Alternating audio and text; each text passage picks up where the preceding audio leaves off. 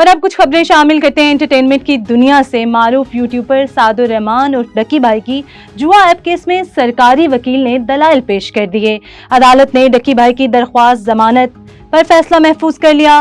لاہور کی session court میں YouTuber ڈکی بھائی کے خلاف جوئے کی ایپ کی تشہیر سے متعلق کیس کی سماعت ہوئی، جس میں سرکاری وکیل نے دلائل دیتے ہوئے کہا کہ ملزم اس ایپ کے برانڈ ایمبیسڈر تھے اور ان کے ساتھی بھی اس پروموشن میں شامل تھے، جنہیں گرفتار کیا جا چکا ہے۔ پاکستان شوبز انڈسٹری کی چمکتی ستارہ ہانیہ عامر نے بنگلہ دیش کے دورے کے دوران معروف بنگلہ دیشی یوٹیوبر افتخار رافسان کے گھر خصوصی دعوت پر پہنچ گئی، جہاں وہ نہ صرف روایتی پکوانوں سے لطف اندوز ہوئی بلکہ میزبان خاندان کے ساتھ قیمتی لمحات بھی شیئر کر دیے۔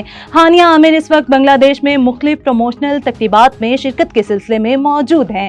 اس دورے کے دوران انہوں نے افتخار رافسان اور ان کے اہل خانہ کے حوالے سے بات کرتے ہوئے کہا کہ گھریلو ماحول میں گزرے گئے خصوصی لمحات کو میں سوشل میڈیا پر بارہا شیئر کر رہی ہوں، جو فوری طور پر وائرل ہو گئے۔ پاکستان شوبز انڈسٹری کے معروف اداکار فیروز خان ایک بار پھر دوسری اہلیہ سے متعلق انسٹاگرام سٹوری کی وجہ سے سوشل میڈیا پر تنازع کا شکار ہو گئے۔